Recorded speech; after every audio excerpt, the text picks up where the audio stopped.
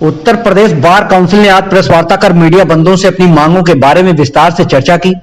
चर्चा करते हुए बार काउंसिल अध्यक्ष श्रीश कुमार मेहरोत्रा ने बताया कि सरकार से हमारी कुछ मांगे हैं, उन मांगों को सरकार को हमारे हितों को देखते हुए जल्द मान लेना चाहिए।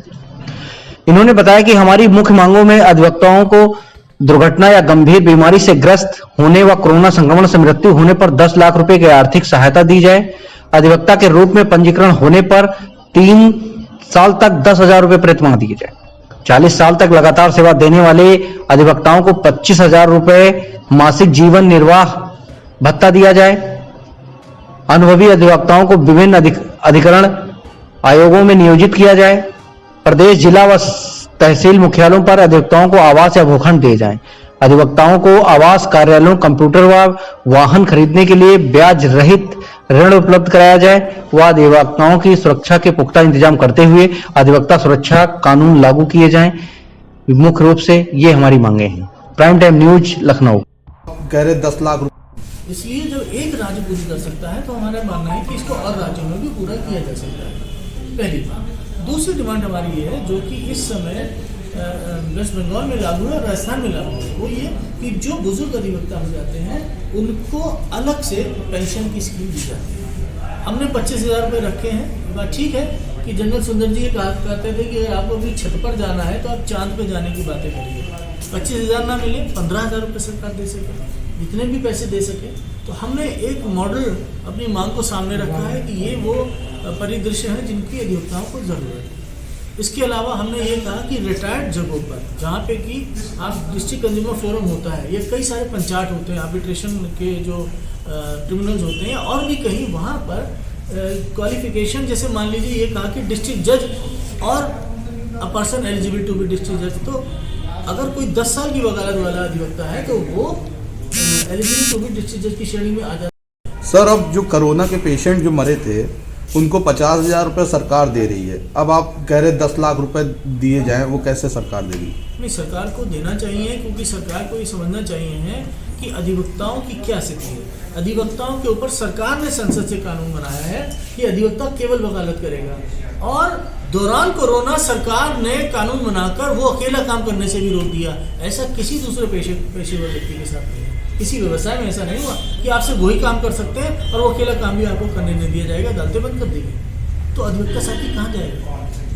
आपको बता दूं कि ये जो हमारी मांगे हैं, इसको हमने सभी दलों के सामने रखा है, और हमें बिल्कुल विश्वास है कि जैसे देश के हर राज्य से हमने ये स्कीमें ली हैं, हमें पूर्ण विश्वास है कि ऐसी स्थिति आएगी नहीं कि हमारी मांगे कुछ न कुछ कोई राजनीतिक दल मानेगा नहीं। क्या अधिवक्ताओं को भी कोरोना वॉरियर घोषित किया जाए, ये भी आपकी डिमांड है क्या? मैडम, कोरोना वॉरियर घोषित करके तो वो 30 लाख रुपए दिया जाता है शायद, मेरे ख्याल से। पत्रकारों को भी अभी तक यूपी सरकार ने नहीं घोषित किया। मैडम, हम यही तो कहते हैं ना कि हमें की और अधिवक्ताओं की साझी पीड़ा है।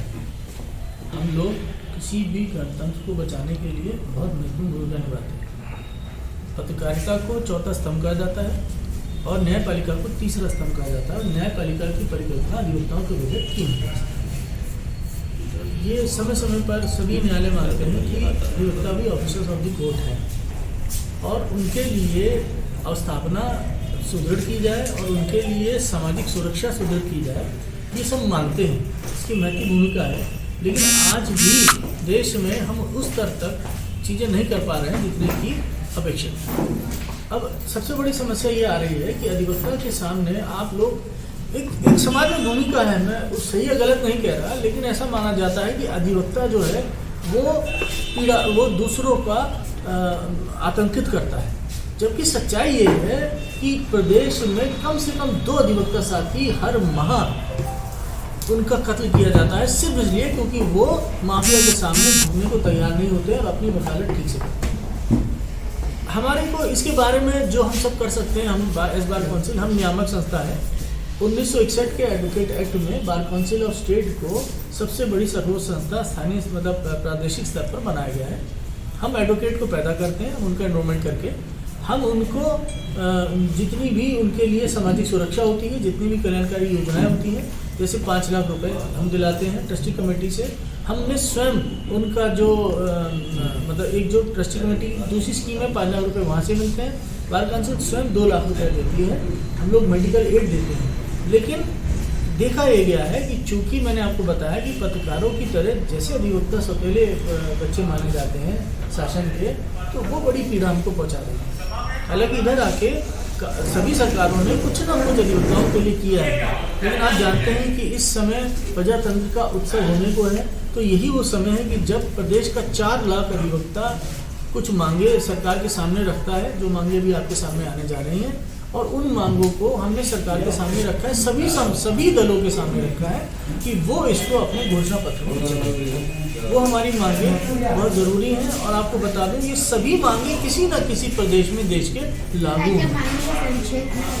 मैडम, सबसे बड़ी मांग तो आज की तारीख में जो प्रासंगिक मांग है वो ये है कि जो हमारे अधिवक्ता साथी जिनकी कोरोना में डेथ हुई है, उनके घर वालों को 10 लाख रुपए शासन की तरफ से दिया जाए, सबसे पहली मांग। दूसरी मांग ये है कि आयुष्मान कार्ड में चूंकि 5 लाख रुपए के लिए मेडिकल कवरेज होता है, तो अधिवक्ताओं को 10 लाख रुपए का फ्री मेडिकल इंश्योरेंस प्रोवाइड करा सकता है।